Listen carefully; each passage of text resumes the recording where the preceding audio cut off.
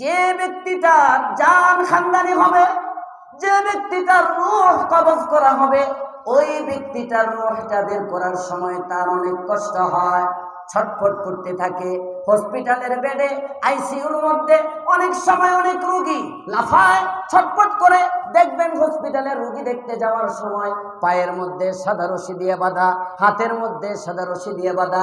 এক রোগীকে দেখে জিজ্ঞেস করলাম, কেন এইভাবে বেঁধে রাখা হয়েছে? তো হুজুর, শীত পাড়তেছে, শীত, ছটফট করতেছে, শক্ত করে বেঁধে রাখে, বেঁধে রাখতে পারে না, এমন অনেক রোগী আছে না নাই?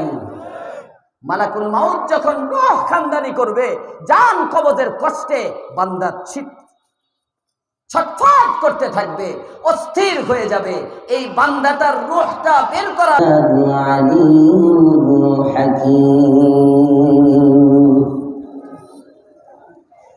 है याद मुझे नुक्ताए सलमान खुशा है याद मुझे नुक्ताए सलमान खुशा है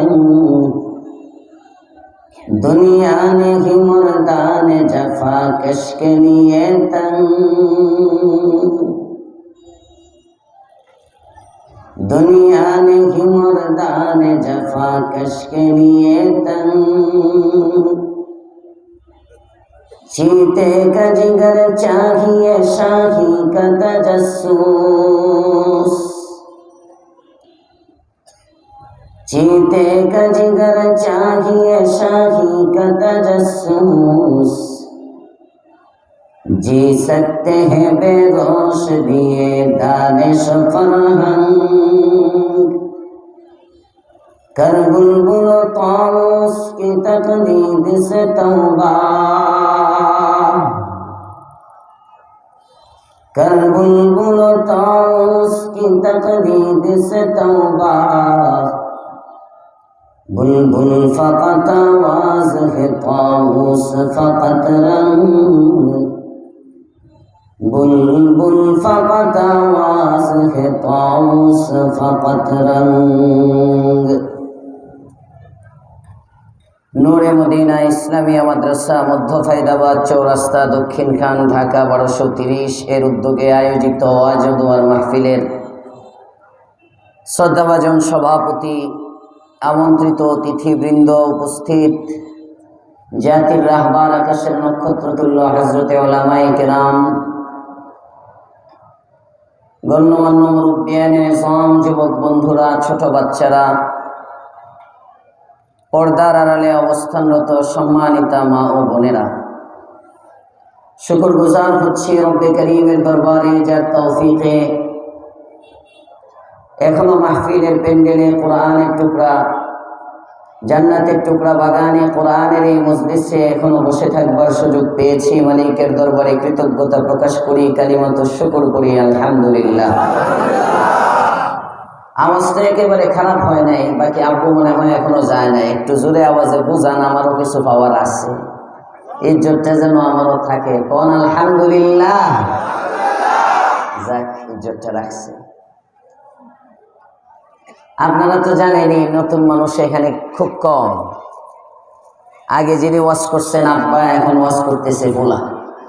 তো বলা যায় এটা বাপ্পুতেরই সবাই বছর। স্বাভাবিক, আপনারা লম্বা আলোচনা শুনছেন। আর মাহফিলের প্রধান আলোচক যারা, বিশেষ আলোচক, প্রধান আলোচক, ওনারা আলোচনা করে ফেলার পরে সাধারণত আকর্ষণ কমে যাবে, এটাই স্বাভাবিক। আর আমি তো আপনাদের নিজেদের মানুষ, ঘরকা মুরগি ডালকা বরাবর। এই হিসাবে যারা এখনো পর্যন্ত আছি, আমি খুব লম্বা চূড়া কথা বলবো না, অভ্যস্ত না আমি বাহিরে লম্বা চূড়া কথা বলি। 50 মিনিট 1 ঘন্টা সর্বোচ্চ বাহিরে কথা বলি এই বছর। গতকালকে ঘটনাক্রমে এই বছর যে মাহফিলগুলোতে গেছি, গতকালকে 2 ঘন্টার মতো আলোচনা হয়েছে ফার্স্ট। এই যে আজকে গলার অবস্থা কেরোসিন। আর যদি আব্বুর মতো চিল্লাইতাম দৈনিক 2টা 3টা, কি যে হইতো খুঁজে পাইতেন না কতিপয় আপনারা। আল্লাহ তাআলা আব্বাজানের হায়াতে, ইজ্জতে, আমলে ইজাফা করেন, সকলেই বলেন আমিন। এই নিয়ামতকে আমার উপর অনেক অনেক দিনের জন্য কায়েম দায়েম রাখেন। সকলে দোয়া করি, বলি আমিন। যারা বসা আছি মাহফিলে, আমাকে রেখে আপনারা চলে যাবেন এমন কারা কারা আছেন হাতটা দেখি। নাই কেউ? একসাথে আমরা বিদায় হব ইনশাআল্লাহ। কারা কারা একসাথে বিদায় হওয়ার নিয়ত আছে দেখি ইনশাআল্লাহ। যারা দাঁড়ানো এরা চলে যাবো মনে হয়, এরা তো আতুরে গেল। যারা প্যান্ডেলের বাকিরে দাঁড়ায় আছেন, আপনারা কি যাইবেন না থাকবেন? এই যে আপনাদেরকে কয়জন থাকবেন হাত উঠান তো দেখি, কয়জন থাকবেন? অন্যদিকে না, হ্যাঁ মাশাআল্লাহ, কিছু থাকবে, কিছু থাকবে। যারা যারা থাকবেন দাঁড়ায় কষ্ট না করে ভিতরে এসে পড়ে থাকবেনই। যখন প্যান্ডেলের ভিতরে ঢুকলেই লাভ। প্যান্ডেলের ভিতরে ঢুকলেন মানে জান্নাতের বাগানে ফেরেশতার বেষ্টনীতে ঢুকে গেলেন। জোরে এখন সুবহানাল্লাহ। বাকিরা থেকে লস করবেন কেন? আওয়াজ তো চার দোকানেও শোনা যায়। ওয়াজ শোনা এক জিনিস, আর ফেরেশতার বেষ্টনীতে ঢোকা আরেক জিনিস। সুবহানাল্লাহ কইবেন না? এত দূর যখন আসলেন, একটু কাছে এসে পড়েন। উলামায়ে কেরামের যত কাছে বসবেন নূর তত বেশি পাইবেন। সবাই কয় না সুবহানাল্লাহ? এই ফাঁকাটা পূরণ করে সামনে আগান। যারা দূরে আছেন আইসা পড়েন।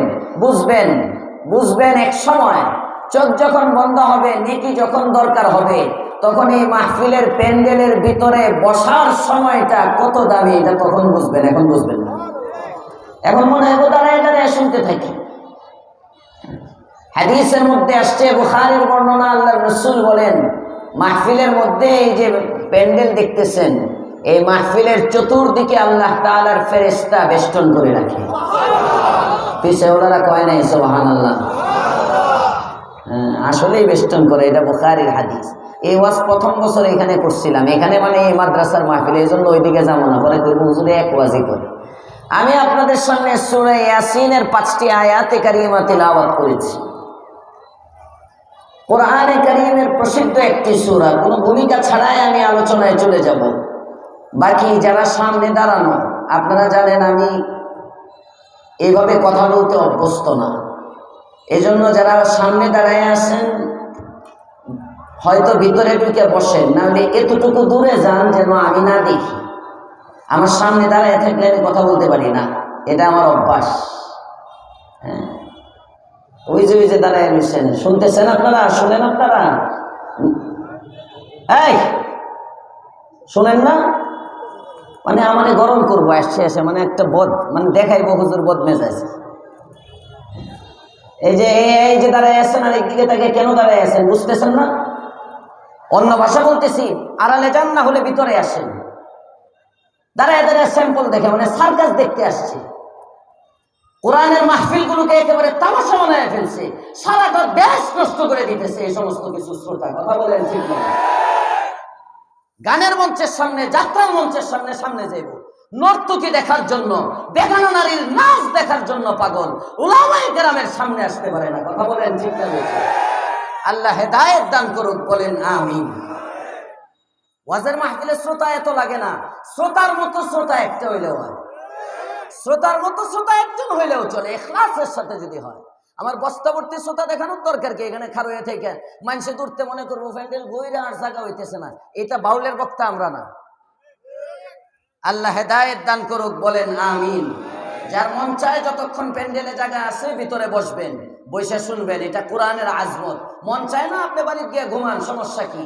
প্রয়োজনে কর্তৃপক্ষরে জানান, বাহিরের মাইক বন্ধ করে দেখ, শুধু ভিতরের বাহিরের সাউন্ড বক্স দেওয়া এটাও মাসলা না, এটাও মাসআলা না। যার কোরআনের আলোচনা শুনতে মন চাবে, যেখানে আগ্রহ থাকবে সেখানে কোরআনের আলোচনা হবে। এটা হলো ওয়াজ মাহফিলের তরিকা। সারা দেশ চলে উল্টা, আমরাও চলি উল্টা, চলতেছে উল্টা। চার দোকানে বসে ওয়াজ শুনতেছে, ঘরের মধ্যে বসে ওয়াজ শুনতেছে। এটি কোরআনকে বেইজ্জতি করা, কোরআনের বেহরমতি। আল্লাহ বুঝার তৌফিক দেন, বলেন আমিন। মুহতারাম হাজিরিন, কোন সূরা তেলাওয়াত করেছি? সবাই বলতে হবে সূরা ইয়াসিন। কোরআনে কারীমের একটি প্রসিদ্ধ সূরা। পিছনে কেউ তাকায়েন না, কে আইলো কে গেল আপনার দেখা দরকার নেই, আপনি আমারে দেখেন। সূরার নাম সূরা ইয়াসিন। 83 আয়াতের একটি সূরা। সূরাটা অতি দামি, অনেক গুরুত্বপূর্ণ। কেমন গুরুত্বপূর্ণ? হাদিসে পাকে আছে, একবার যদি কেউ এই সূরাটা তেলাওয়াত করে 10 খতম কোরআন করার সওয়াব আল্লাহ তার আমলনামায় দিয়ে দেয়। একবার পড়বেন মাত্র। কয় খতম? পিছনে ভুলে গেছি। সবাই সবাই সবাই বলেন কয় খতম? আল্লাহর পয়গম্বর, আপনি আমার নবী, দু জাহানের সরদার, রাহমাতুল লিল আলামিন সাল্লাল্লাহু আলাইহি ওয়াসাল্লাম বলেন, সূরা ইয়াসিন এমন একটা সূরা, লিকুল্লি শাইইন কলবা। দুনিয়ার মানুষ, প্রতিটা বস্তুর একটা হৃদয় আছে, একটা দিল আছে, একটা কলব আছে। কথা বলেন আছে না নাই? প্রতিটা জিনিসের একটা আত্মা আছে। দিল দিল দিল ঠিক তো সব ঠিক।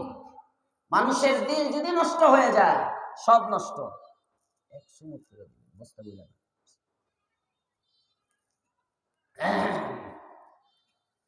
লিকুল্লি শাইইন কলবান। প্রত্যেক আপনার না বলেন যাইবেন না, এই জানকে মোবাইলটা নিয়ে যায়, হাসে হাসে যেতেছিল। আগে কোনের সময় হুশ পায় না। কারা কারা যাইবেন? 1 মিনিট সময় দিলাম, যান। একজনে মুতে ধরলে উঠতে পারবেন না। কারা কারা যাইবেন? যান। উঠা বসায় ওয়াজ করবো না, মাইকটা থয়ে আস্তে করে যাবো না। আগেই তো বললাম, শ্রোতা বেশি লাগবে না, কোয়ালিটিপূর্ণ শ্রোতা লাগবে। কারা কারা যাবেন? উঠে যান, সমস্যা নেই। যাইবেন আরো কেউ? আধা ঘন্টা 40 মিনিট কথা বলবো, এর মধ্যে প্রস্তাব ধরলে উঠবেন না তো কেউ ইনশাআল্লাহ। আল্লাহ কবুল করো, সবাই বলেন আমিন। আপনারা আবার মনে করেন না যে হুজুর শ্রোতার লেগে বোধ রাগ করতেছে, না, আমি চাইতেছি কমাইতে, যেন আমি কথাটা মজা মতো বলতে পারি। কারণ এলোমেলো হইলে আমি কথা বলতে পারি না, এটা আমার স্বভাব। শ্রোতা আপনারা 2 জন বসে থাকেন, আমি কথা বলতে পারবো। কারণ কোরআনের একটা আজমত আছে, কোরআনের সম্মান আছে। কোরআন এটা উঠা বসার জিনিস না, এটা তামাশা না। আমার আগে আব্বাজান বলে গেছেন, শেষের দিকে গেলাম, একটা বিড়ি টান দিলাম, আবার মন চাইলো আসলাম, ওয়াজে ফায়দা হবে না। আব্বু বলে গেছেন না, বলে গেছেন না? ওনার কথার সূত্র ধরেই আমি বলতেছি। ওনারা অভিজ্ঞ মানুষ, 1-2 বছর না, 46 বছর ওনাদের রানিং। আমার আব্বার রানিং 46 বছর কথা বলতেছে। আমরা না নতুন মানুষ, সুতরাং ওনাদের কথা এটা। কোরআন থেকে ফায়দা নেওয়ার জন্য আগ্রহ হইতে হয়। বান্দার দিলের আগ্রহটা যেমন হয়, আল্লাহ তাআলার থেকে রহমতও তেমন হয়। আজকে আমাদের ওয়াজ মাহফিলে ফায়দা হয় না, কারণ কি? আগ্রহ নাই, আগ্রহ নাই। এজন্য ওয়াজে বলে কি বলতে হইব মনে থাকে না, ওয়াজের মধ্যে কি বলে মনে থাকে না। অথচ সাহাবায়ে কেরাম রাসূলের বয়ান শুনতেন, আগ্রহের সাথে শুনতেন, যে কারণে যতক্ষণ বয়ান শুনতেন, যা শুনতেন, সাহাবীরা তা আমল করতেন। কোন সূরা তেলাওয়াত করছি? আমি চাইতেছি এখানেও তাফসীর করার জন্য, এজন্য এদিক সেদিকের কথা বেশি বলবো না। সূরা ইয়াসিন, সূরাটা এত ফজিলতপূর্ণ। আল্লাহর পয়গম্বর বলেন, লিকুল্লি শাইইন কলবান। প্রত্যেক বস্তুর একটা হার্ট আছে, দিল আছে, দিল কলব। এই যে জমিন দেখতেছেন, এই জমিনেরও একটা দিল আছে। বুঝতে পারছো? কোন কি জমিন নড়ে না, সরে না, এটার আবার দিল মানে? আসমানের একটা দিল আছে, জমিনের একটা দিল আছে, সমুদ্রের একটা দিল আছে, নদী নালা গাছপালা তরুণতা বৃক্ষরাজি প্রত্যেকটা জিনিসের একটা দিল আছে। সুবহানাল্লাহ বলেন। আল্লাহর পয়গম্বর বলেন, দিল ছাড়া কোনো জিনিস বাঁচে না। এই এই এর মোবাইলটা লয়ে একটু ধরেন ধরেন ধরেন, ধরতে পারতেছেন না, এরা ধরে নিয়ে আসেন না আমার কাছে, ধরে নিয়ে আসেন এরে দুইজনে।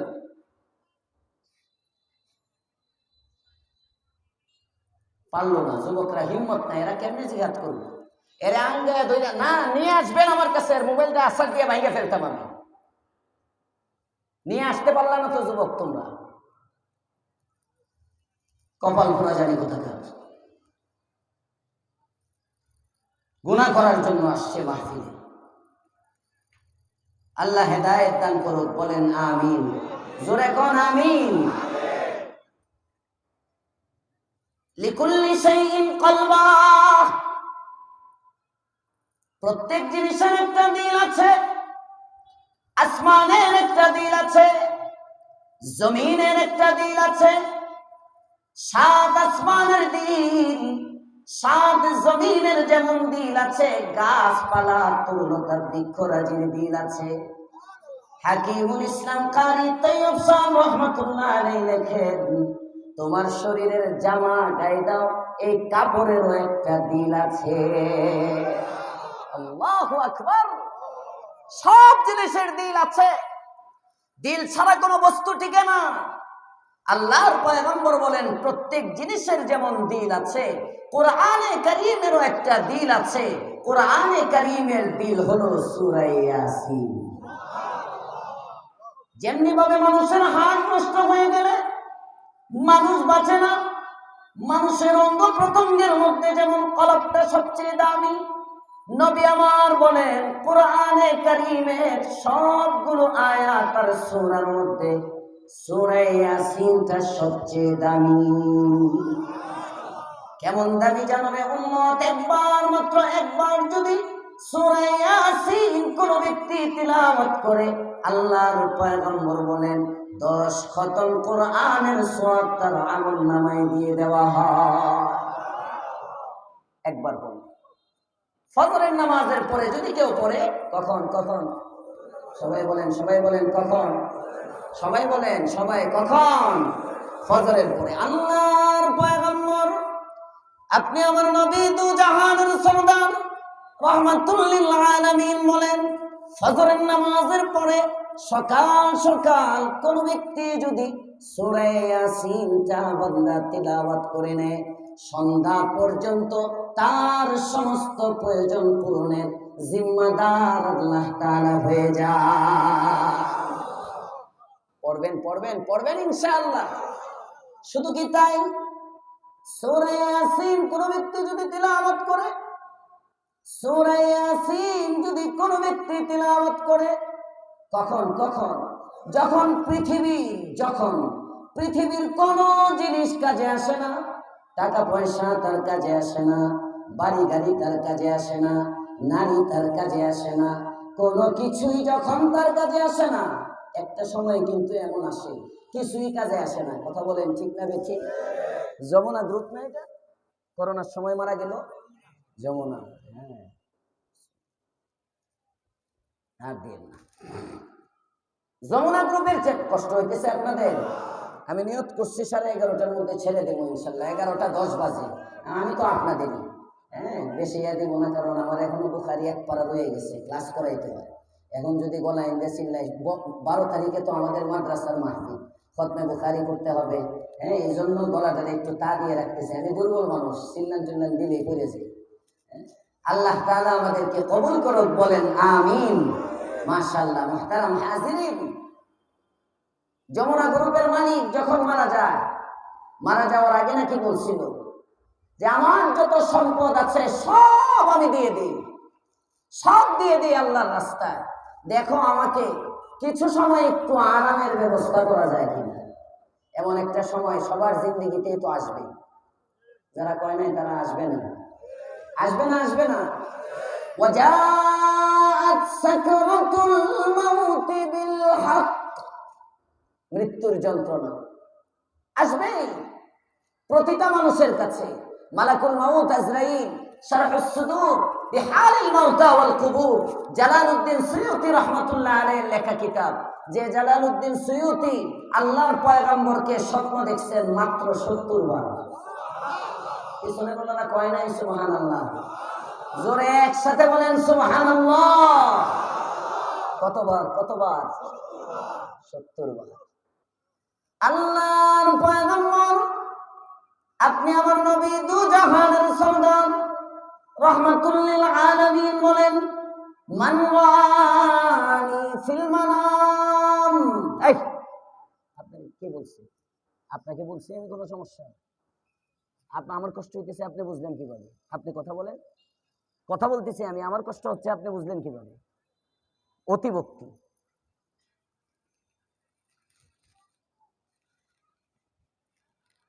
এটা হলো বেশি ভক্তি। আমার কষ্ট হইতেছে আমি জানি না, এই তেল এই দেশ শেষ। কথা কম না কেন? দেখবেন নেতার পিছেও তেল, এবং হুজুররা রতেন। আমার কষ্ট হয়, আমি তো বলবো আমার কষ্ট হয়। শিখেন কিছু, এই ভ্যারাইটিস এগুলো আমি এটা পছন্দ করি না। যাত্রাবাড়ি মহিউসুন্নাহ আল্লামা মাহমুদুল হাসান সাহেব মদিনায়, আমি আর আব্বু তারাবির নামাজের পরে রমজানে উমরায় হুজুরের কামরায় বসা আনোয়ারে তৈবার মধ্যে মসজিদে নববীর ওই উল্টা দিকে, আপনার দক্ষিণ তো এটা উত্তরে, দক্ষিণে কেবলা তো মসজিদে নববী থেকে উত্তর দিকে মুবিন পিকের উপরে হজরতের সাথে দেখা করতে গেলাম। হজরত কথা বলতেছেন, পাশে এক খাদেম বসা, উনি পায়ের নিচে বালিশ দেয়। হজরত প্রথমে বালিশটা সরাইয়া দিছে, হজরত পায়ের নিচ থেকে বালিশটা সরাইয়া দিছেন। সরাইয়া দেওয়ার পরে হজরত কথা বলতেছেন, কিছুক্ষণ পরে আবার সে বালিশ দেয়। হজরত আবার একটু পরে বালিশটা সরাইয়া দিছেন, কিছুক্ষণ পরে সে আবার বালিশ দেয়। হজরত দিলেন এক ধমক, হ্যাঁ বারবার আমি বালিশ সরাইতেছি, তুমি বালিশ দিতেছো, আমার আরাম তুমি বুঝো না আমি বুঝি। এগুলোর ইসলাহ দরকার, সংশোধন দরকার আমাদের। আল্লাহ আমাদেরকে ইতিদালের উপর থাকার তৌফিক দেন, বলেন আমিন। মুহতারাম হাজিরিন, বলতেছিলাম কি বলেন, সূরা ইয়াসিন লিকুল্লি শাইইন কলবা, এটা না তো আরেকটা কোথায় যেন ছিলাম, এক সময় আসবে সরহুস সুদূর বিহালিল মাউতা ওয়াল কুবুর, এখানে কথা বলতেছিলাম। জালালউদ্দিন সুয়ুতী আল্লাহর রাসূলকে স্বপ্ন দেখছেন কয়বার? সবাই বলেন কয়বার? জীবনে একবার হলেও স্বপ্ন যেন আল্লাহ দেখায়, জোরে বলেন আমিন। আল্লাহর পয়গম্বর, আপনি আমার নবী, দু জাহানের সরদার, রাহমাতুল লিল আলামিন সাল্লাল্লাহু আলাইহি ওয়াসাল্লাম বলেন, মান রাআনি ফিল মানাম ফাকাদ রাআনি। ও আমার উম্মতেরা, একবার মাত্র একবার যদি কোন ব্যক্তি আমাকে স্বপ্ন দেখে, মান রাআনি ফিল মানাম, যে ব্যক্তি আমি পয়গম্বরকে স্বপ্ন দেখলো, সে আমি নবীকে স্বপ্নে দেখলো। এমপির আকৃতি শয়তান ধারণ করতে পারে, মন্ত্রীর আকৃতি শয়তান ধারণ করতে পারে, নেতার আকৃতি শয়তান ধারণ করতে পারে, নেত্রীর আকৃতি শয়তান ধারণ করতে পারে, পীরের আকৃতি শয়তান ধারণ করতে পারে, খতিবের আকৃতি শয়তান ধারণ করতে পারে, ইমামের আকৃতি শয়তান ধারণ করতে পারে, মুয়াজ্জিনের আকৃতি শয়তান ধারণ করতে পারে, দাদার সুরতে শয়তান আসতে পারে, বাবার সুরতে শয়তান আসতে পারে, খাজার সুরতে শয়তান আসতে পারে, কিন্তু শয়তান আমি মুহাম্মদের আকৃতি ধারণ করতে পারে না। এটা আমাদের নবীর বৈশিষ্ট্য। এজন্য নবী বলেন যে আমাকে স্বপ্ন দেখলো, সে আমাকেই দেখলো, জোরে কোন সুবহানাল্লাহ।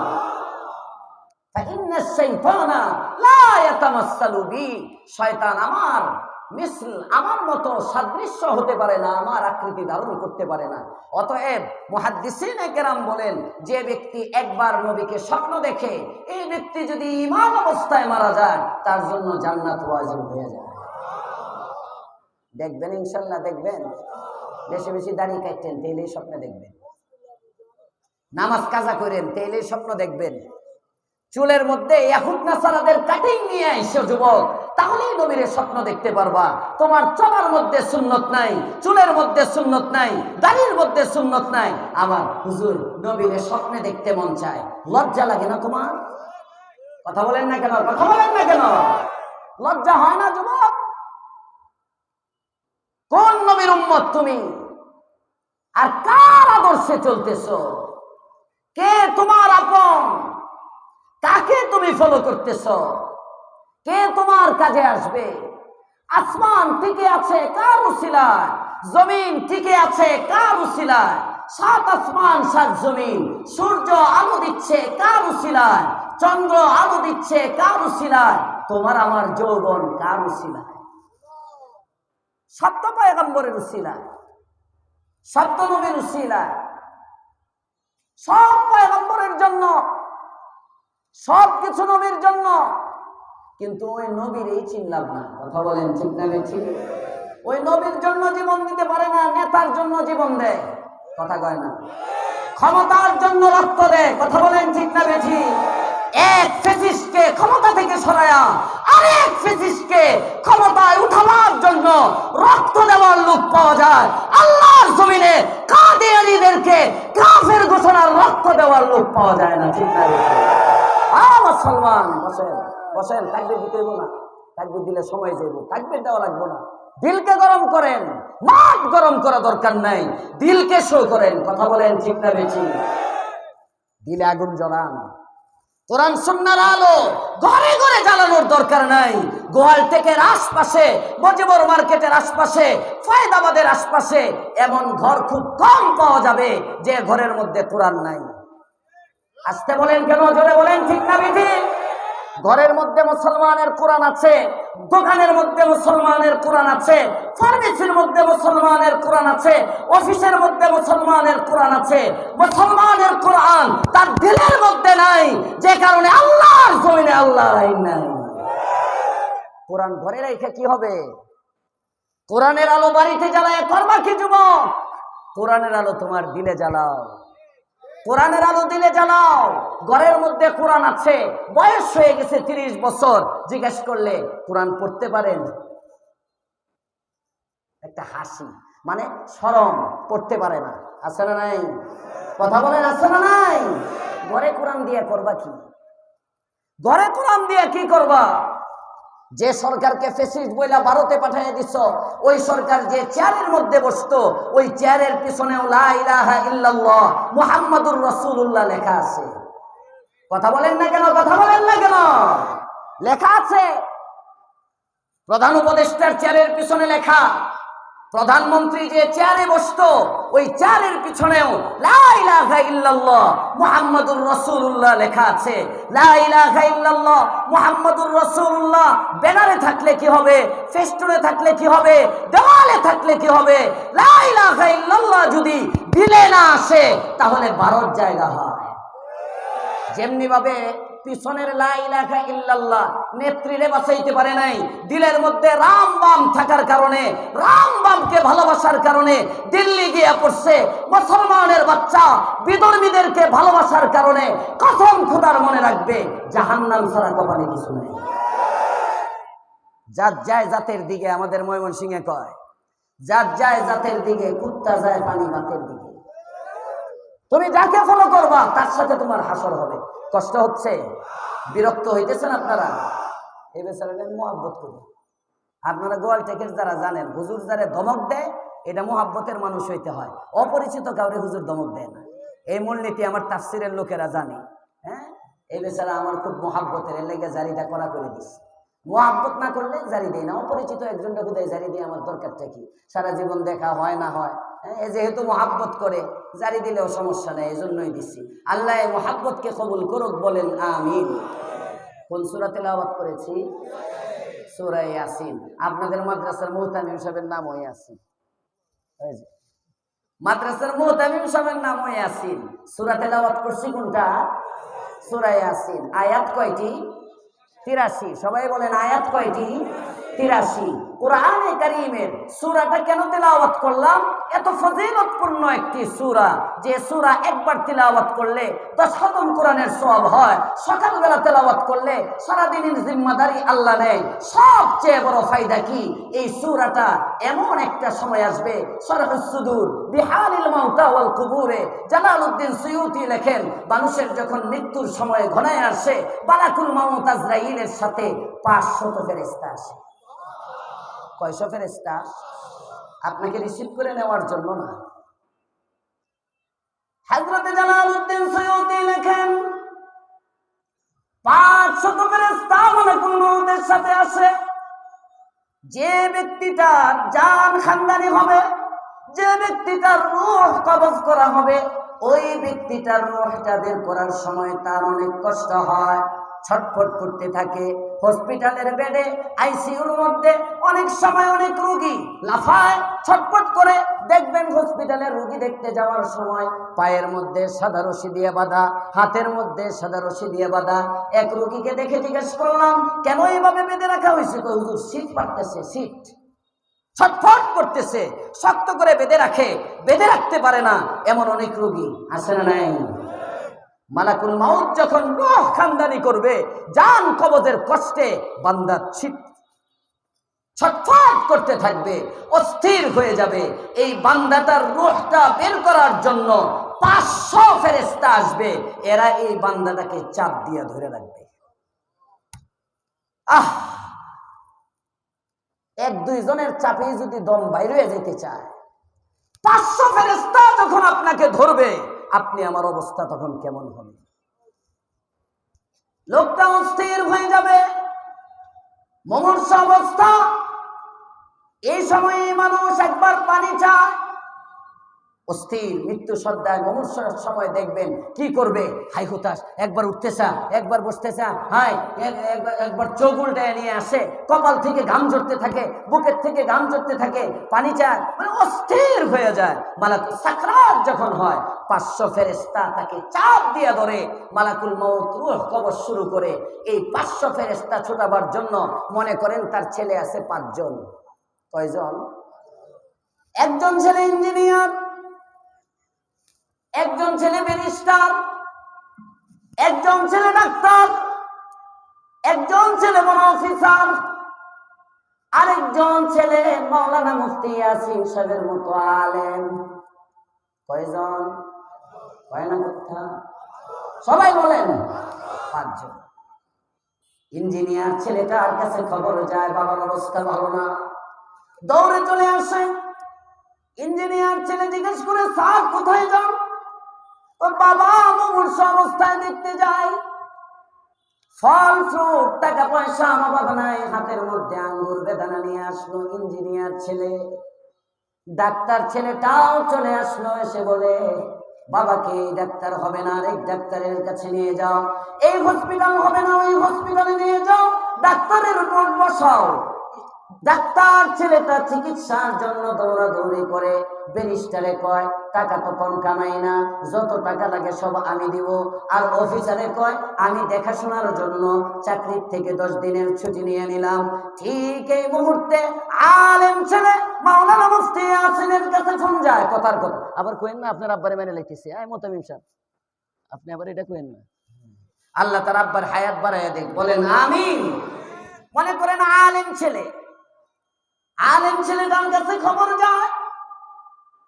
আলেম ছেলে আপেল কেনার পয়সা নাই, আঙ্গুর বেদানা নাশপাতি কেনার মতো বেতন নাই, মাদ্রাসা মসজিদের চাকরি করে যে টাকা পায় এই টাকা দিয়ে তো ভাত খায় শেষ হয়ে যায়। কথা কোন ঠিক না বেজি? আলু ভর্তা ডাল ভাতেই তো শেষ, ফলফ্রুট কেনার খবর কই? সে যায়, আশপাশ থেকে মানুষগুলো দেখে যায়, এক ভাইয়ের হাতে ফল ফ্রুট দেখা যায়, আরেক ভাই টাকার চেক নিয়ে দৌড়াদৌড়ি করে। এই ভাইটাকে জিজ্ঞাসা করে, তুমি কি নিয়ে আসলা? আমার কলবের মধ্যে একটা জিনিস আছে, একটা সূরা আছে, সূরাটার নাম সূরা ইয়াসিন, আমি আমার বাবার জন্য সূরা ইয়াসিন নিয়ে আসলাম। আল্লাহর পয়গম্বর বলেন, ইঞ্জিনিয়ারের ইঞ্জিনিয়ারি ফেল, ডাক্তারের ডাক্তারি ফেল, ব্যারিস্টারের ব্যারিস্টারি ফেল, অফিসারের অফিসারি ফেল, কোন জিনিস কাজে আসে না। 500 ফেরেশতার চাপ থেকে বাঁচাইতে পারে না। বাবা অস্থির করে, ডানে বামে সব অস্থির করতেছে, একবার চোখ বড় বড় করে তাকাচ্ছে, বাবার কপালের মধ্যে ঘাম শুরু হয়ে গেছে। এবার যখন ওই ব্যক্তিটা এই মুমূর্ষ অবস্থা বাবার কাছে এসে পড়তে শুরু করে, ইয়াসিন ওয়াল কুরআনিল হাকীম ইন্নাকা লামিনাল মুরসালিনা আলা সিরাতিন মুস্তাকিম। আল্লাহর পয়গম্বর বলেন, মৃত ব্যক্তির নিকটে, মুমূর্ষ ব্যক্তির নিকটে সূরা ইয়াসিন যখন তেলাওয়াত শুরু করে দেয়, আল্লাহ পাক রব্বুল আলামিন মালাকুল মউতকে ডাক দিয়ে বলে, ও আজরাইল, ও মৃত্যুর ফেরেশতা, ও মালাকুল মউত, কাকে কষ্ট দিচ্ছিস? তুই কি দেখিস না এই ব্যক্তিটা ছেলে এসে তার শিওরের মধ্যে বসে সূরা ইয়াসিনের তেলাওয়াত শুরু করে দিয়েছে? তাড়াতাড়ি তোকে আদেশ করলাম, তোর সাথে যে 500 ফেরেশতা আছে এদেরকে বলে দে এই ব্যক্তিটার রূহ বের করতে যেন কষ্ট না দেয়। সূরা ইয়াসিন শুধু দুনিয়ায় কাজে আসবে না মৃত্যুর সময়? কথা বলে না, শুধু দুনিয়ায় না, মৃত্যুর সময়। শুধু মৃত্যুর সময় না, আখিরাতেও। সবাই বলেন শুধু মৃত্যুর সময় না, আখিরাতেও। এই জন্য সূরা ইয়াসিন পড়বো সবাই ইনশাআল্লাহ। কারা কারা পড়বো না? উড়াইছেন। কারা কারা পড়বেন ইনশাআল্লাহ? আল্লাহ কবুল করুক, বলেন আমিন। সূরা ইয়াসিন অনেক ফজিলত। এক সূরা ইয়াসিনের ফজিলত যদি বলতে থাকি, ফজরের আজান দিব, ফজিলত শেষ হইতো। আর আস্তে কোন সুবহানাল্লাহ। এক সূরা ইয়াসিনের ফজিলত, এত ফজিলত বলা দরকার নাই, ফজিলত দুই একটা বললাম। সূরাটা কেন তেলাওয়াত করলাম? এই সূরার এত দাম কেন? এই সূরার এত দাম কেন? যেমন মনে করে এরকম খালি জায়গা, এটা তো একটা বাড়ির জায়গা মনে হয়, একটা প্লট না, মাঠ না তো, একটা প্লট। এইরকম খালি জায়গা উত্তরাতে আর নাই। কথা বলে না। আশপাশে আর নাই, আশপাশে আর নাই, আছে অনেক খালি জায়গা আছে, কিন্তু ওই জায়গাগুলোর দাম নাই, ওই জায়গাগুলো ফেরেশতার বেষ্টনীতে নাই। যতক্ষণ আখির মুনাজাত হবে না এই জায়গাটা, ততক্ষণ জান্নাতের বাগান। জোরে কোন সুবহানাল্লাহ। প্রশ্ন আসে স্বাভাবিকভাবে, পাশের প্লট জান্নাতের বাগান না, স্বাভাবিক জমিন, এই জায়গাটা জান্নাতের বাগান কেন? এই জায়গাটার এত মূল্যায়ন কেন? তখন বলে এখানে কোরআনের প্যান্ডেল, এখানে কোরআনের শ্রোতা বসা, এখানে এমন মানুষ বসা যাদেরকে দেখে আল্লাহর গোসা ঠান্ডা হয়ে যায়। জোরে বলেন আল্লাহু আকবার। ঠিক সূরা ইয়াসিন এত ফজিলতপূর্ণ কেন? প্রশ্ন হয়। উত্তরে মুফাসসিরিনে কেরাম লেখেন, কোরআনে কারীমের মধ্যে যত সূরাগুলো অবতীর্ণ হয়েছে, সাধারণত অবতরণের দিক থেকে সূরাগুলো দুই ভাগে বিভক্ত। কিছু সূরা মাক্কিয়া, কিছু সূরা মাদানিয়া। কিছু সূরা মাক্কিয়া, কিছু সূরা মাদানিয়া। সবাই বলেন, কিছু সূরা মাক্কিয়া, কিছু সূরা মাদানিয়া। মাক্কি কাকে বলে? মা নাযালা ক্বাবলাল হিজরত, হিজরতের পূর্বে যে আয়াত, যে সূরা অবতীর্ণ হয় তাকে মাক্কি বলা হয়। মা নাযালা বাদাল হিজরত, হিজরতের পরে যে সূরা, যে আয়াত অবতীর্ণ হয় তাকে মাদানী বলা হয়। সূরা ইয়াসিন এটা একটা মাক্কি সূরা, তার মানে হিজরতের পূর্বে অবতীর্ণ সূরা। তো গোটা কোরআনের 114টি সূরা অবতরণের দিক থেকে দুই ভাগে বিভক্ত। কিছু সূরা হিজরতের পূর্বে অবতীর্ণ, কিছু সূরা হিজরতের পরে অবতীর্ণ। সূরা ইয়াসিন হিজরতের আগে না পরে? সবাই বলেন আগে। মনে রাখেন, এই জন্য সূরা ইয়াসিন মাদানিয়া। হিজরতের আগে হলে মাক্কিয়া। বলেন, হিজরতের আগে হলে মাক্কিয়া। সূরা সাধারণত মুফাসসিরিনে কেরাম গবেষণা করে বলেন, মাক্কি সূরার মধ্যে সাধারণত তিনটা বিষয়ের আলোচনা। কয় বিষয়? সবাই বলেন, তিন বিষয়ের আলোচনা মাক্কি সূরার মধ্যে। নাম্বার 1 তাওহীদ, নাম্বার 2 রিসালাত, নাম্বার 3 আখিরাত। তাওহীদ, রিসালাত, আখিরাত, এই তিন বিষয়ের আলোচনা সাধারণত মাক্কি সূরার মধ্যে। আপনি কি ভিডিও করতেছেন? ভিডিও করেন না, আমি ভিডিওর হুজুর না, নামায় দেন। নামান, তাড়াতাড়ি নামান।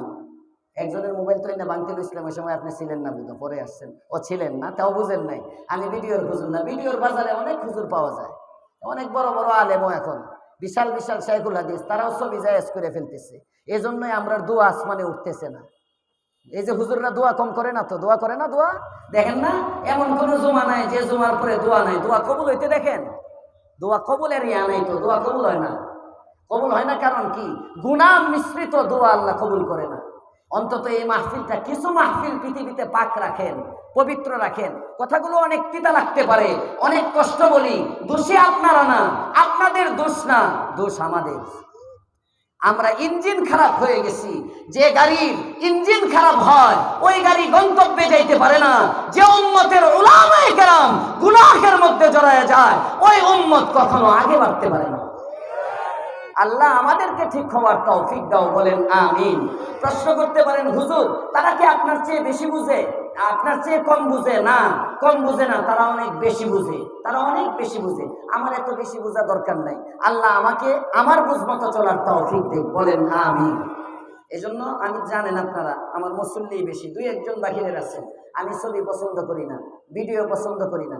বাহিরে কোনো মাহফিলে দাওয়াত দিলে আগে জিজ্ঞেস করি ভিডিও করবেন কিনা, শর্ত দিয়ে তারপরে যাই। এজন্য কোনো ক্যামেরা ট্যামেরা কেউ ধরেন না। আমার সময়ও শেষ, গরিব আল্লাহ কবুল করুক, সবাই বলেন আমিন। মুহতারাম হাজিরিন, সূরাটা মাক্কি সূরার মধ্যে কয় বিষয়ের আলোচনা? কষ্ট বেশি হইতেছে আপনাদের? জোরে বলেন কয় বিষয়? তাওহীদ, রিসালাত, আখিরাত, তিনটা বিষয়। আর মাদানী এই তিন বিষয়ের খুলাসা আরো এক কথাই বলতে পারেন, এই তিনটা বিষয়ই ঈমানের সাথে সম্পৃক্ত। তাহলে আমরা সহজে বলতে পারি মাক্কি সূরার মধ্যে ঈমানের আলোচনা। বলেন মাক্কি সূরার মধ্যে, সবাই বলেন মাক্কি সূরার মধ্যে ঈমানের আলোচনা। আর মাদানী সূরার মধ্যে রাজনীতি, অর্থনীতি, যুদ্ধনীতি, পররাষ্ট্রনীতি ইত্যাদি, পারিবারিক নীতি, মিরাস, অর্থনীতি, হ্যাঁ, কিভাবে পারিবারিক আইন চালাইবেন, তালাক নীতি, বিবাহ নীতি, যত নীতি আছে এই সব নীতিগুলো হলো মাদানী জীবনের আলোচনা। জোরে কোন সুবহানাল্লাহ। তাহলে আমরা সহজে বলতে পারি মক্কি সূরাগুলোর মধ্যে আলোচনার বিষয়বস্তু ঈমান। সবাই বলেন ঈমান। ঈমান মক্কি সূরার মধ্যে আলোচনার বিষয়বস্তু ঈমান, আর মাদানী সূরার মধ্যে আলোচনার বিষয়বস্তু আমল। আমল, এক কথায় আমল। অর্থনীতি, তোমার ইনকাম কিভাবে হবে, এটা একটা আমল। তুমি বিবাহ করবা, বিবাহ কোন পদ্ধতিতে করবা, বউ ছাড়তে মন চায় কোন পদ্ধতিতে ছাড়বা, রাষ্ট্র পরিচালনা করবা কোন পদ্ধতিতে রাষ্ট্র চালাইবা, ব্যবসা করবা কোন পদ্ধতিতে ব্যবসা করবা, আরেকজনের ক্ষেতের মধ্যে চাষাবাদ করবা কোন পদ্ধতিতে চাষাবাদ করবা। এক কথায় তুমি নামাজ পড়বা, নামাজের তরিকা কি হবে, যাকাত দিবা, যাকাত কাদেরকে দিবা, হজ করবা, হজ জীবনে কয়বার করবা, কিভাবে করবা, কখন করবা, উমরা করবা কিভাবে করবা, রাষ্ট্রের মধ্যে একজনকে বসাইবা, ইসলামী খেলাফতের স্বপ্ন দেখবা, কিভাবে ক্ষমতায় যাইবা। এটাও কোরআনে আছে না নাই? আস্তে আস্তে কয় আছে না নাই? তাহলে মক্কি জীবনের মধ্যে পাইলাম, বুঝলে গেছে তাফসীর বুঝতেছেন আপনারা? জেহেনদারে এখানে রাখেন তেলেই বুঝবেন। মক্কি জীবনের মধ্যে পাইলাম ঈমান, মাদানী জীবনের মধ্যে পাইলাম আমল। এইগুলো রাসূলের 23 বছরের জিন্দেগি, আর আমাদেরও দরকার এই দুই জিনিস। সুবহানাল্লাহ কয় না? ঈমান আর আমল। ঈমান আর আমল যদি থাকে দুনিয়াতেও লাকি, আখিরাতেও লাকি। দুনিয়াও সুন্দর, আখিরাতও সুন্দর। দুনিয়ার ক্ষমতায় যদি যাইতে চাও লাগবে দুই জিনিস, আখিরাতের জান্নাতের বাড়িতে যদি যাইতে চাও লাগবে দুই জিনিস। জোরে কন্যা সুবহানাল্লাহ। আমি শুধু দুনিয়া, আপনার গাড়ি, ঈমান আমল হলে গাড়ি হবে, বাড়ি হবে, নারী হবে, এই হবে, সেই হবে, ব্যবসা টিকবে, চাকরি হবে, এত কিছু করার সময় নেই। শুধু বলে দিই, যদি দেশটা আপনার হয়ে যায় আপনার আর কি লাগবে? কথা কয় না? দেশটা যদি মুসলমানের হয়ে যায় তাহলে আর আমাদের লাগবে কি? হুজুর দেশ তো মুসলমানেরই। ঘোড়ার ডিম। মুসলমানের দেশ, মুসলমানের স্বাধীনতা নাই, মুসলমানের দেশ, ইসলামের কোনো জনপ্রিয়তা নাই।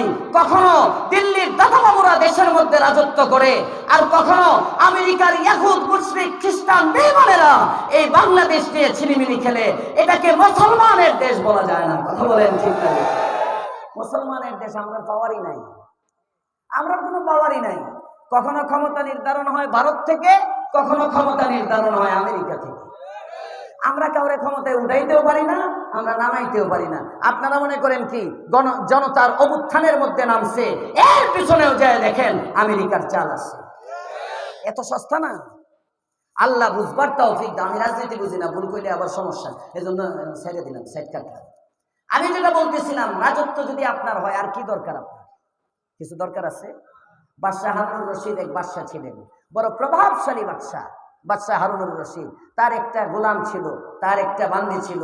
এই বান্দি বাদশার কাছে যায় না। বাদশার মানে অনেক কিছু, কোনো টাকা পয়সা, ব্যাংক ব্যালেন্স, হাবি জাবি কোনো কিছু নেয় না। বাদশাহ আবার তাকে খুব মহাব্বত করে। বাদশার তাকে ভালোবাসা দেখা অনেক মানুষের হিংসা হয়। হিংসায় সবাই সমালোচনা করে, বাদশাহের এত ভালোবাসে কেন? আরেকদিন বাদশাহ পরীক্ষা করার জন্য বাদশার রাজ দরবারের যত আলমিরা আছে, হীরা জহরত, মণি মুক্তা, স্বর্ণরূপা অলঙ্কারাদি যে আলমারির মধ্যে রাখা, ওই আলমারির সমস্ত চাবিগুলো সামনে দরবারের মধ্যে ফিকে দিল, আর বলে আজকে যে যে চাবিটা ধরবে সে ওই চাবির আলমারির মালিক হয়ে যাবে। আরো আস্তে কোন সুবহানাল্লাহ। হুলস্থুল শুরু হয়ে গেছে, দৌড়ঝাঁপ শুরু হয়ে গেছে। কেউ এই আলমারি ধরে, কেউ এই চাবির সরা নেয়, কেউ ওই ওয়ার্ড্রোবের মধ্যে হাত দেয়, এক একজন এক এক জিনিস এনে ওই বান্দি যেটারে বাদশা বেশি মহাব্বত করতো এটা চুপচাপ দাঁড়াইয়া রয়েছে, কোনো দিকে যায় না। বাদশা কয়, কিরে তুমি যাও না এদিক সেদিক, তোমার কিছু লাগে না? কয়, বাদশা আপনি তো বলছেন আজকে এই দরবারের মধ্যে যে যেটা ধরবো ওইটারই মালিক হইব, আমিও একটা ধরছি। কয়, কি ধরছো? কই যে আপনার পাঞ্জাবির কোনা ধরে রাখছে।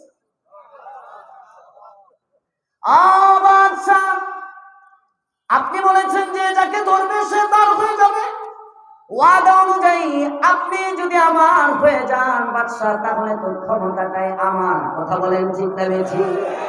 সব আমার। আগে বলে গেছে রাব্বু শেষের দিকে, মাল্লাকুল মাওলা ফালাকুল কুল, আসমান জমিন, চাঁদ সূরজ, গ্রহ নক্ষত্র, বাঘ বল্লুক, যত হায়াওয়ানাত আর প্রাণী আছে সব আল্লাহ বানাইছেন মুসলমানের গোলামির জন্য। আপনি আমাকে আল্লাহ বানাইছেন রবের গোলামির জন্য। আমি যদি রবের হয়ে যাই সব আমার হয়ে যাবে। কথা বলেন ঠিক না বেশি? সব আমার যদি আমি তার হই। আজকে আমার বেগম আমার না, আস্তে করে, আমার বেগম আমার না, আমার সন্তান আমার না, নিজের সন্তানটাও নিজের না। 25-28 বছর পর্যন্ত লেখাপড়া করা, স্কুলের মধ্যে বাবা লেখাপড়া করাইলো, কলেজের মধ্যে বাবা লেখাপড়া করাইলো, ভার্সিটির মধ্যে বাবা লেখাপড়া করাইলো, বিদেশের মধ্যে টাকা পয়সা দিয়া বড় ইউনিভার্সিটির থেকে ডিগ্রির ব্যবস্থা করে মাস্টার্স কমপ্লিট করাইলো, গ্রাজুয়েট কমপ্লিট করাইলো। ওখান থেকে এবার ছেলেটা বিদেশ থেকে আসলো। বাবার অনেক আশা ছিল একটা যোগ্য পাত্রীকে আমার ঘরের মধ্যে আনবো, পুত্রবধূকে আনবো, কিন্তু অনেক আদর সোহাগ করে লক্ষ লক্ষ টাকা খরচ করে আদরের কলিজার টুকরা সন্তানকে যেই না মাত্র বিয়ে করাইলো, অমনি ছেলেটা ঘর জামাই হইয়া গেল। কথা বলেন না কেন? এখন আর বাবা ভালো লাগে না, এখন আর মা ভালো লাগে না, এখন শ্বশুর বাবার চেয়ে ভালো, শাশুড়ি মায়ের চেয়ে ভালো। আছে না নাই? আরে জোরে বলেন সমাজে আছে না নাই? তোমার সন্তানটাও তো তোমার না, তোমার বেগম তোমার না। হাজার হাজার কোটি টাকার মালিক, শত শত কোটি টাকার মালিক, রাত্রে 12টা-1টায় নেশা করে বাড়িতে যায়। বেগম এক ক্লাবের মধ্যে নেশা করে, স্বামী এক ক্লাবের মধ্যে নেশা করে। কত বছর যায় বেগম আর স্বামী এক কামরার মধ্যে হয় না, খবর নাই। আছে না নাই? বেগম তোমার না, সন্তান বাবার কথা শুনে না, সন্তান নিজের না, মা বাবা সব পুরা নিজের গোলাম। বিশ্বস্ত এক লোক আয়না বসাইছে, মাদ্রাসার নায়েবে মুহতামিম, মোহতামিম সাহেব বানাইছে, কথার কথা বলতেছি আর কি। মাদ্রাসার নায়েবে মুহতামিম খুব বিশ্বস্ত। কয়েকদিন পরে দেখা যায় মোহতামিমের ডেস্ক ব্যাঙ্গা, তালা তোলা ব্যাঙ্গা, টিয়াটু আছে, এক বই টই সব কিছু লয়ে সম্পদ কইলাম আর কি। মাদ্রাসা দিয়ে বুঝাইলাম আপনার দোকানের মধ্যে বিশ্বস্ত কর্মচারী যায় না? আমার এক মুসল্লির 10 নম্বর সেক্টরে বাসা, উনি শুনাইতেছেন এক জায়গায় বিশ্বস্ত ওনার পার্টনার 1.5 কোটি টাকা ওনার মেরে দিছে। 1.5 কোটি টাকা উনি বিশ্বাস করে চেক লিখে দিছেন, এই টাকা উনি পাচার করে দিছে দুবাই। বলতেছে হুজুর একেবারে শেষ হয়ে গেছে, আল্লাহ হেফাজত করুক, বলেন আমিন। 1.5 কোটি না, সরি 150 কোটি, 150 কোটি দুইজনে। সে বললো হুজুর এর মধ্যে 75 কোটি, 75 কোটি যদি আমি পাইতাম তাহলে আপনার মাদ্রাসায় অনেক কিছু দিতাম। আমি কইছি ফাইল না দেখে কইছেন, পাইলে আর দিলেন না। যার কাছে দানা দিলেন হুজুর দোয়া করেন এই ব্যবসাটা যদি হয়ে যায় একটা বড় কিছু দিব, এটা হয়ও না আর দেয়ও না। আছে না নাই? মুহতারাম হাজিরিন, আল্লাহ আমাদেরকে বুঝার তৌফিক দাও, বলেন আমিন। মদনী জিন্দেগি আমল, মক্কি জিন্দেগি সবাই বলেন ঈমান। ঈমান এবং আমল এই দুইটা হলে আল্লাহ তাআলা ক্ষমতা যদি আমার হয়ে যায় আর কি লাগে। আল্লাহ তাআলা কোরআনে কারিমে বলেন যে ব্যক্তি ঈমানদার হবে এবং আমলে সালেহ করবে, যে ব্যক্তি ঈমানদার হবে, ওয়া'আদাল্লাহুল্লাযীনা আমানু মিনকুম ওয়া আমিলুস সালিহাত।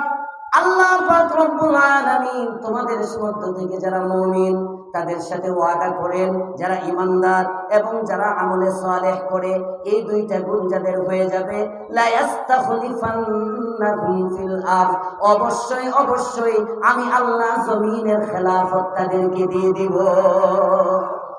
আস্তে কয় সুবহানাল্লাহ। ওই যে 11:30 কই আপনি 12টা বাজাইছেন, সুবহানাল্লাহ কইতাম না, জোরে কোন সুবহানাল্লাহ। জমিনের খেলাফতের জন্য ঈমান দরকার, জমিনের খেলাফতের জন্য আমল দরকার। এখন আমল বাদ দিয়া ক্ষমতায় যাওয়ার স্বপ্ন দেখে এমন কিছু মৌলবী সমাজে আছে না নাই? আসতে বলেন কেন, জোরে বলতে হবে, আছে না নাই? ইসলামের নামে দল করবে, ইসলামের নামে রাজনীতি করবে, ইসলামের কথা মুখে সুন্দর সুন্দর বলবে, পর্দা পশিদার খবর নাই, আছে না নাই?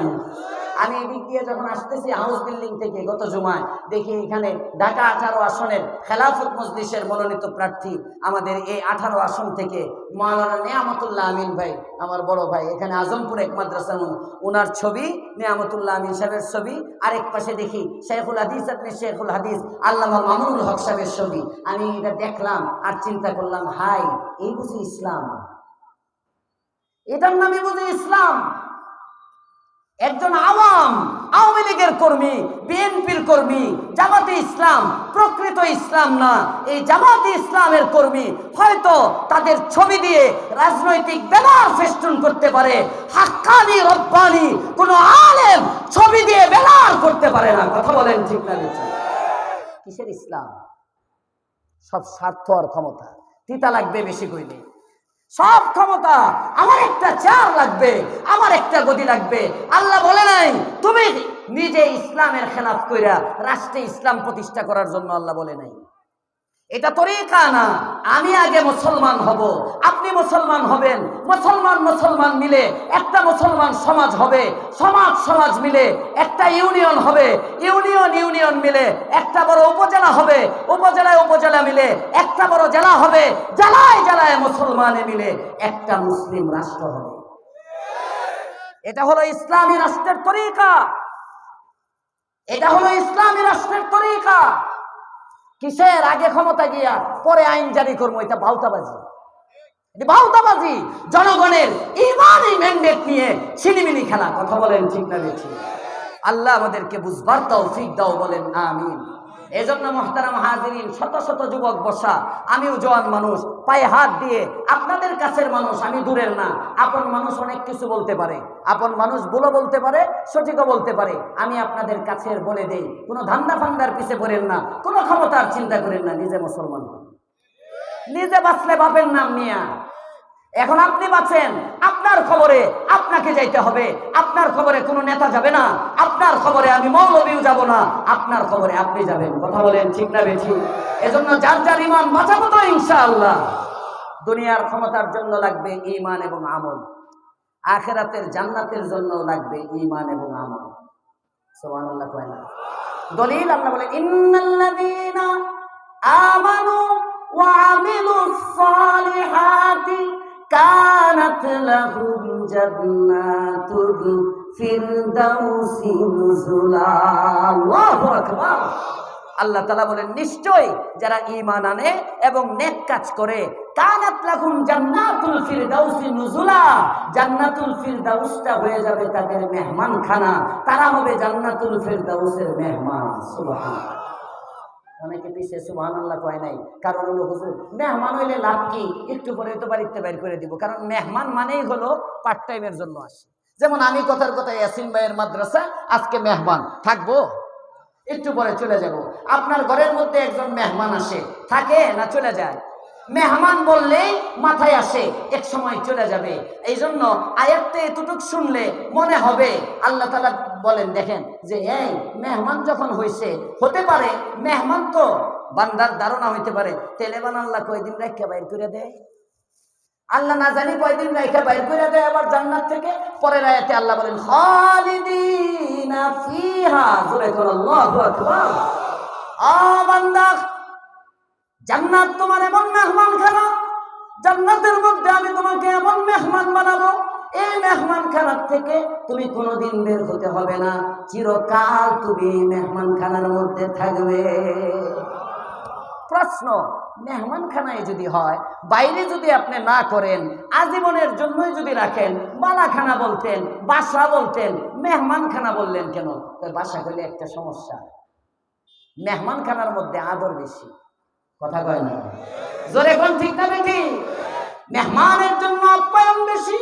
আমার নিজের ভাই আমার বাড়িতে আসছে, চিন্তা হবে তো আমার নিজের মানুষ, কিছু খাওয়ানো লাগবে না। কিন্তু আমার মসজিদের সভাপতি সাহেব যদি যায়, কথার কথা সেক্রেটারি সাহেব যদি যায়, হঠাৎ করে আমি চিন্তা করব ভালো একটা আয়োজন করি। কিংবা আমার বেয়াই যদি আসে, চিন্তা করব ভালো একটা আয়োজন করি। শ্বশুর যদি আসে, চিন্তা করব ভালো একটা আয়োজন করি। উনি মেহমান, আমার আপন ভাই, সে সমস্যা নাই, আমার ঘরের মানুষ। আল্লাহ তাআলা বলেন, এই জান্নাতের মধ্যে থাকবি চিরকাল, বাকি প্রতিদিন তুই আমার মেহমান। নিত্য নতুন আইটেমের নিয়ামত আমি আল্লাহ তোর সামনে দিতে থাকবো। দুইটা জিনিস লাগবে, ঈমান আর আমল। সূরা ইয়াসিন তিলাওয়াত করলাম, এজন্য সূরা ইয়াসিনের মধ্যে আল্লাহ ঈমান শিখাইছেন। ঈমান এবং আমল এই দুইটার মধ্যে আবার বেশি গুরুত্বপূর্ণ হলো ঈমান। জোরে বল সুবহানাল্লাহ। আমল যদি একটু কম থাকে, জয়লাপুরিয়া জান্নাতে যাওয়া যাইব, কিন্তু ঈমান যদি না থাকে জান্নাতে যেতে পারবেন? জান্নাতে যেতে পারবেন? এজন্য সূরা ইয়াসিন তিলাওয়াত করেছিলাম, এতটুক আলোচনা করলাম, আর বাকি আলোচনা করার মতো সময় নাই। সূরা ইয়াসিনের তাফসিরে গেলে অনেক লম্বা, প্রথম আয়াতের তাফসির করতেও আধা ঘন্টা 1 ঘন্টা চলে যাইব, এমনি 11:30 পার হয়ে গেছে। কষ্ট দিব না। 13 তারিখ আবার আপনাদের আশপাশেই কই যেন আরেকটা প্রোগ্রাম আছে, শুক্কুর আলী না, শুক্কুর আলী মাদ্রাসাটা, এটা কাছেই তো হবে, কাছেই কোথাও হবে, বেলাল মসজিদ, বেলাল মসজিদে ইনশাআল্লাহ আগামী শনিবার, এদিকে না, আগামী শনিবার আসতেছি। যদি আপনারা রাগ না করেন তাহলে যেখানে আলোচনা রেখে গেছি এরপর থেকে ওখানে করব, ঠিক আছে ইনশাআল্লাহ? যাইবেন সবাই ইনশাআল্লাহ? কারা কারা যাইবেন দেখি ইনশাআল্লাহ। আল্লাহ কবুল করুক, বলেন আমিন। মুহতারাম হাজিরিন, মাদ্রাসার মাহফিল মুনাজাত হবে, যেভাবে বসে আছেন একজন মানুষও উঠবেন না। আমার পরে তো আর কেউ নাই, আর কোনো আলোচক নাই। মুনাজাত হবে, একজন মানুষও উঠবেন না। আমি কিন্তু গোয়াল থেকে ওয়াজ ছেড়ে দিচ্ছি, আমার মুসল্লিরা জানেন আমি গোয়াল থেকে আশপাশে কোনো ওয়াজ রাখি না। গত বছর, আগের বছরে অনেক মাহফিলে হাজী আব্দুল লতিফ সাহেব আমার মসজিদের উপদেষ্টা, ওনাকে দিয়েও বলাইছে, আমি রাখি নাই। কারণ অধিকাংশ মাদ্রাসাগুলো আমাদের এই এলাকায়, অত্র এলাকায়, আমি এলাকার খতিব হিসাবে বলতেছি, অত্র এলাকার অধিকাংশ মাদ্রাসাগুলো হয়েছে বিজনেস সেন্টার। পাড়ায় পাড়ায়, মহল্লায় মহল্লায়, 50 মিটার দূরে, 100 মিটার দূরে, 200 মিটার দূরে, গলিতে গলিতে, বাড়িতে বাড়িতে মাদ্রাসা। এক মাদ্রাসা করে যত ইমাম তত মাদ্রাসা, যত মুয়াজ্জিন কয়দিন পরে তত মাদ্রাসা। কথা তিতা লাগতে পারে, আমি বলে ফেলতেছি সাহস করে। আমাদের দারুল উলুম দেওবন্দের মুহতামিম সাহেব হুজুর মুফতি আবুল কাসেম নোমানী সাহেব দামাত বারাকাতুল আলিয়া আমাদেরকে সুনানে তিরমিজির আখেরি দর্সের মধ্যে বলছিলেন, শোনো, ফারেক হয়ে যাইতেছ, ফারেক হওয়ার পরে তোমাদের 1 নম্বর কাজ হইল মাদ্রাসা করা। সুবহানাল্লাহ কয় না? জোরে কোন সুবহানাল্লাহ। হুজুর বলতেছেন তার কারণ কি? সুনানে তিরমিজির মধ্যে আসছে হাদিস, যে ব্যক্তি মারা যায়, মারা যাওয়ার পরে তার সব আমল বন্ধ হয়ে যায়, কিন্তু 3টা আমল তার কবরে যাইতে থাকে। আস্তে আস্তে কয়, আস্তে আস্তে। 1 নম্বর হলো ইলমুন ইউনতাফাউ বিহ, ইলমুন ইউনতাফাউ বিহ। এমন ইলম, এমন ইলম, এমন একটা ইলমের মার্কাজ যদি তুমি করে যেতে পারো, এমন একটা ইলমের মার্কাজ যদি তুমি সাজায় যাইতে পারো, এমন একটা ইলমের বাগান যদি তুমি সাজায় যাইতে পারো, যে ইলমের বাগান থেকে তুমি চলে যাবে কবরে, কিন্তু মানুষের উপকার হতে থাকবে। ইলমুন ইউনতাফাউ বিহি, ইলমুন ইউনতাফাউ বিহি। ওই এলাকার ইলম থেকে, ওই মাদ্রাসার থেকে আদর্শ আলেম ফারেক হবে, আদর্শ আলেম হয়ে সমাজের মধ্যে ইসলাম প্রতিষ্ঠা করবে, আমর বিল মারুফ করবে, নাহি আনিল মুনকার করবে, সৎ কাজে আদেশ করবে, অসৎ কাজে বাধা প্রদান করবে। এই সাদকায়ে জারিয়াটা যদি তুমি চালু রেখে যেতে পারো, নবী আমার বলেন এটা তোমার কবরের মধ্যে পুষতে থাকবে। ইলমুন ইউনতাফাউ বিহি, 1 নম্বর হলো ইলম, উপকারী ইলম। এটা মাদ্রাসা প্রতিষ্ঠার মাধ্যমে হতে পারে, এটা কিতাব লেখনের মাধ্যমে হতে পারে, এটা আপনার ছেলেকে নিজে পড়ায়া হাফেজ বানানোর মাধ্যমে হতে পারে, কাউকে কোরআন শিখানোর মাধ্যমে হতে পারে, কাউকে নামাজ শিখানোর মাধ্যমে হতে পারে। একজনকে আপনি একটা কালিমা শিখাইলেন, কালিমা, এই কালিমাটাও আপনি তাকে ইলম দিলেন। জোরে কোন সুবহানাল্লাহ। এটার জন্য অনেক পদ্ধতি আছে। 1 নম্বরে এলেম। এই জন্য হুজুর বলছেন আমাদেরকে, তোমরা প্রথমে মাদ্রাসা করবা, চেষ্টা করবা এলেম সমাজের মধ্যে এলেম করার, বয়স্কদের মাদ্রাসা, ছোটদের মাদ্রাসা। এই কথা বলে আমরা তো সবাই খুশি, সবাই মোতাবিক হয়ে যাবে।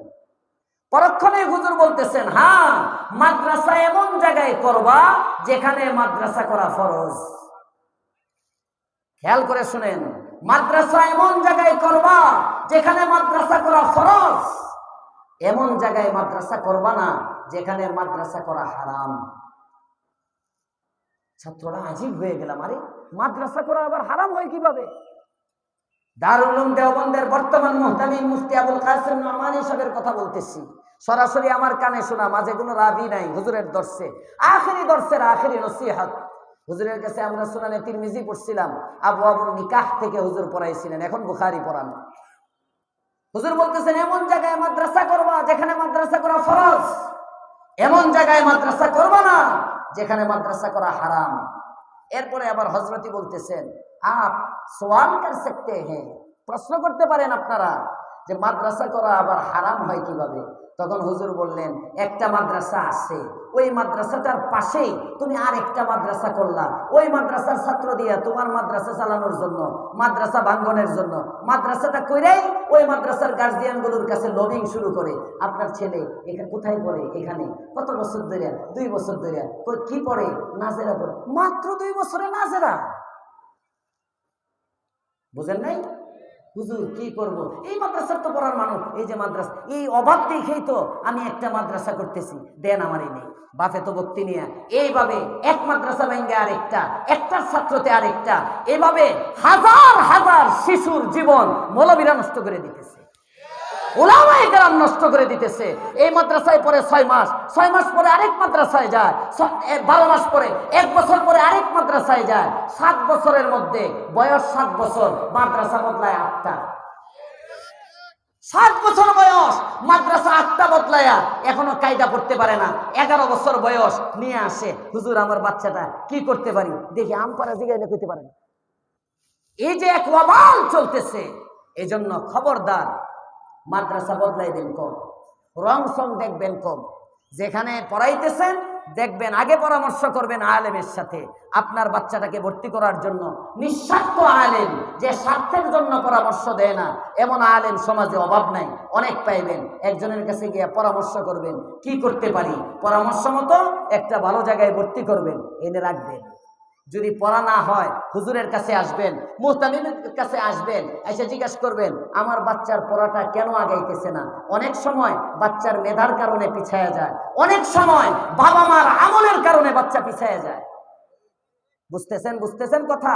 অনেক সময় বাচ্চা ভালো, মেধাও ভালো, উস্তাদরা মেহনতকারও ভালো, বাপে মদখুর, মা পর্দায় চলে না। বেপর্দা নারীর সন্তানকে আল্লাহ কোরআনের দৌলত দিবে না, তাকে হাফিজের মা বানাবে না, তাকে আলেমের বাবা বানাবে না। আপনি ধরলেন, হ্যাঁ হুজুর 2 বছর ধরে আপনার মাদ্রাসায় পড়াই, আমার ফুলা আগে এলো না। আপনারও কিছু ত্রুটি আছে কিনা দেখেন। আমার কথাগুলো বুঝতেছেন?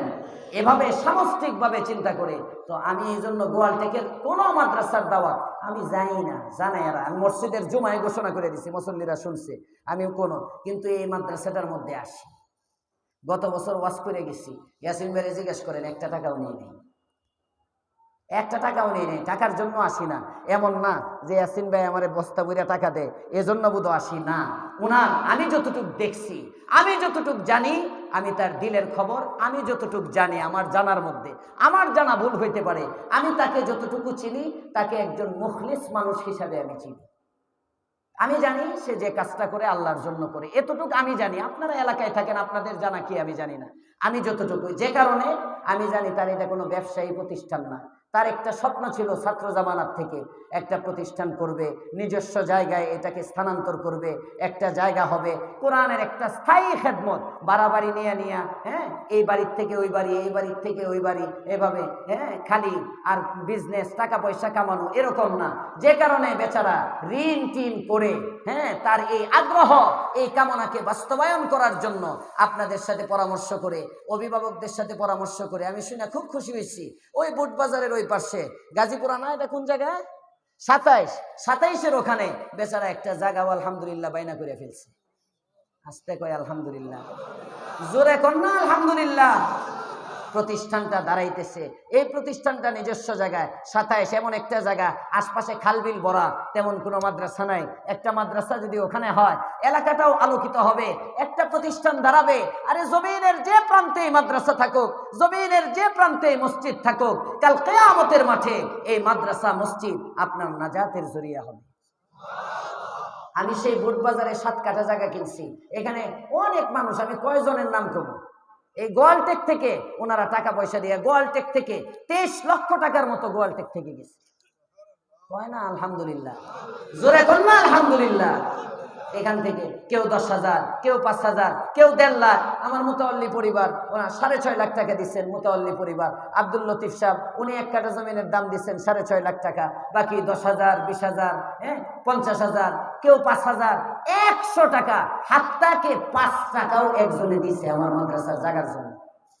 5 টাকা নোট আমার তাফসিরে একজনে দিছে, আমার মনে আছে। হুজুর একটা বাচ্চা, নাবালেগ একটা বাচ্চার মাধ্যমে এই বাচ্চাটারে শরীক করল।